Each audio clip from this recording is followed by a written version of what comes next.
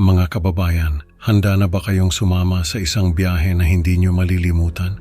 Sa tahimik na kanto ng barangay, may mga mata ang nakamasid, may mga pangarap na gustong abutin, at may misteryong naghihintay sa dilim.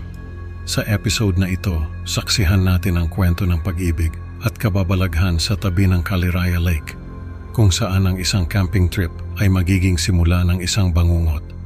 Huwag bibitaw, dahil ang inyong tapang ay susubukin sa bawat yapak, palapit sa katotohanang magpapabago sa kanilang buhay magpakailanman.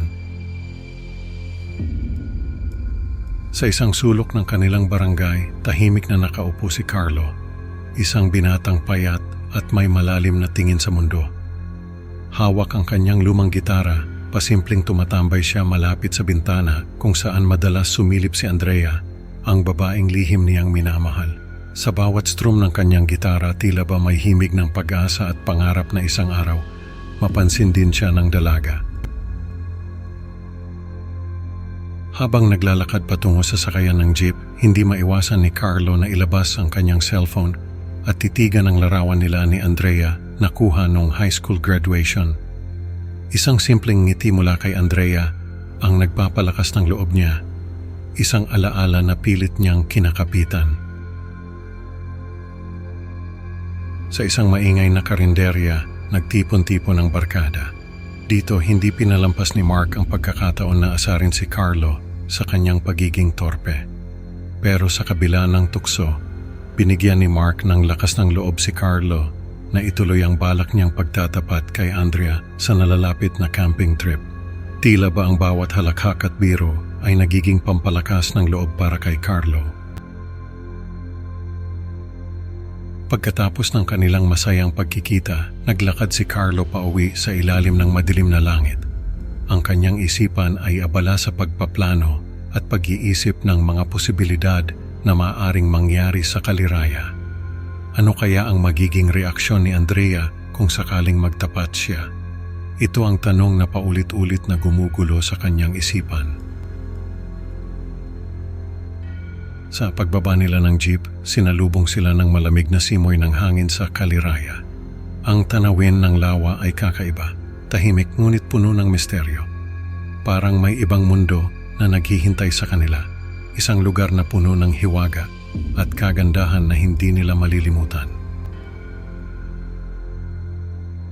Habang naghahanap ng tamang lugar para magkampo, isang matandang babae na nagtitinda ng anting-anting ang nagbigay babala sa kanila. Mag-ingat kayo, Ania, maraming espiritu ang gumagala dito paggabi. Pagamat medyo kinilabutan, nagpatuloy pa rin sila sa paghahanap ng magandang spot. Nang magtayo na sila ng mga tent, nagsimula na rin ang inuman at kwentuhan. Sa gitna ng kanilang tawanan, nagbahagi si Liza ng isang nakakatakot na urban legend tungkol sa isang nilalang na nagpapahirap sa mga tao habang sila'y nananaginip. Tila ba ang kwento ay nagdala ng kakaibang lamig sa kanilang paligid at ang tunog ng kalikasan sa paligid ng lawa ay lalong nagpapakaba sa kanila. Habang lumalalim ang gabi, ang mga tawanan ay unti-unting napapalitan ng katahimikan. Ang lamig ng hangin at ang mga huni ng mga insekto sa paligid ay tila ba nagiging isang musika na nagpaparamdam sa kanila ng hindi maipaliwanag na takot.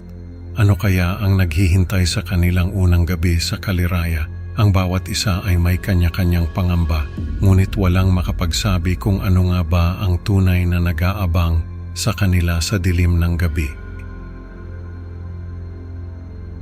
Arka, sa ilalim ng makapal na kumot ng mga bituin sa kalangitan ng Caliraya, nagkumpulan ang magkakaibigan para sa isang laro ng pagpapalabunutan gamit ang mga tuyong sanga na kanilang napulot. Sa isang twist ng tadhana, si Carlo ang napili para matulog sa labas ng tent. Kahit nag-aalinlangan, tinanggap niya ang hamon, umasang sa ganitong paraan ay mapapansin siya ni Andrea. Habang ang iba ay mahimbing na sa loob ng kanilang mga tent, si Carlo ay nakahiga sa damuhan, mag-isa at nabalot ng takot. Ang gabi ay tahimik maliban sa mga huni ng mga kuliglig at ang malamig na hangin na parang may dalang bulong ng mga di nakikitang nilalang. Sa kalaliman ng gabi, isang bangungot ang bumisita kay Carlo. Sa kanyang panaginip, siya'y naging isang kakilakilabot na nilalang na gumagala sa madilim na kagubatan ng kaliraya. Nagising si Carlo na nanginginig at basang-basa ng pawis. Ang kanyang mga mata'y lumuwas sa takot nang makita niya ang kanyang binti na may kakaibang kagat. Hindi lang basta kagat ng lamok, kundi isang sugat na tila may ibang pinagmulan. Ang dilim ng gabi ay tila lalong bumalot sa kanya kasabay ng pagtuklas sa kakaibang markang ito. Ano nga ba ang misteryo sa likod ng kagat na ito? At paano ito magbabago sa takbo ng kanilang camping trip? Ang umaga ay maghahayag ng mas malalim na hiwaga. Kinabukasan, habang ang lahat ay nag-aagahan, kitang-kita sa mukha ni Carlo ang hirap at sakit na kanyang nararamdaman. Ang kagat sa kanyang binti ay lumalaki at ang lagnat ay tila sumasabay sa paglaki nito. Sa kabila ng kanyang karamdaman, pinilit ni Carlo na sumama kay Andrea sa paghahanap ng panggatong sa kagubatan. Ang kanyang mga hakbang ay tila nangangalay at ang kanyang paningin ay unti-unting lumalabo na parang may pumipigil sa kanyang makakita ng malinaw. Sa isang madilim at makapal na bahagi ng kagubatan, bigla na lamang sumama ang pakiramdam ni Carlo. Nagsuka siya ng itim na likido at bumagsak sa lupa, habang si Andrea sa pag-aalala ay dali-daling lumapit para tulungan siya. Sa gitna ng kanyang pagkalito at sakit, nagtangka si Carlo na halikan si Andrea, isang desperadong pagtatapat ng kanyang damdamin. Ngunit sa halip na matamis na halik, isang kagat ang kanyang naibigay na nag-iwan ng kakaibang marka sa labi ni Andrea. Ang kagat na iyon ay simula ng isang kakaibang pagbabago. Ano ang magiging epekto nito kay Andrea? At paano haharapin ng magkakaibigan ang panganib na unti-unti nang kumakalat sa kanilang hanay? Ang kagubatan ay may itinatago at ang lihim na iyon ay malapit ng mabunyag. Pagbalik nila sa kampo, ibang-iba na ang kilos ni Carlo. Ang kanyang mga matay namumula, tila ba may nag-aalab na galit sa loob niya. Hindi na siya ang Carlo na kilala nila, parang wala na siya sa kanyang sarili. Walang ano-ano, biglang sinugod ni Carlo sina Liza at Kevin na nagdulot ng matinding takot at kaguluhan sa grupo. Lahat sila'y nagtatakbuhan, sumisigaw, hindi makapaniwala sa nakikita.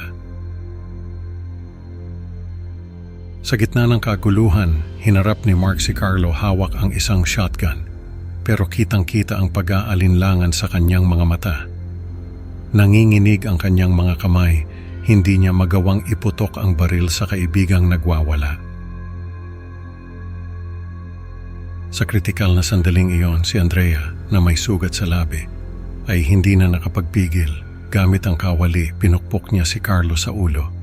Napilitan si Mark, sa wakas, na barilin si Carlo para matapos na ang kanyang pagwawala. Ano kaya ang mangyayari kay Carlo matapos ang pagpukpok at pagbaril sa kanya? Magiging sapat kaya ang kanilang ginawa para maibalik ang katahimikan sa kaliraya? O sangkar sa Calgary na summer. Habang nakahandusay at naghihingalo, nagawa pa rin ni Carlo na humingi ng tawad kay Andrea. Kahit hirap na tinitigan niya ang dalaga na para sa kanya ay nanatiling perpekto. Sa kanyang isipan, si Andrea pa rin ang pinakamagandang nilalang sa kabila ng lahat ng nangyari. Ang katahimikan ay muling bumalot sa paligid ng kaliraya. Ang mga kaibigan ni Carlo, na ngayon ay nalilito at hindi makapaniwala, ay naiwan lang na nakatulala. Ang lawa sa ilalim ng liwanag ng buwan ay tila kumikinang, walang alam sa trahedyang naganap. Sa huling sandali, binulong ni Carlo ang kanyang nararamdaman para kay Andrea. Isang pag-ibig na hindi na maririnig pa.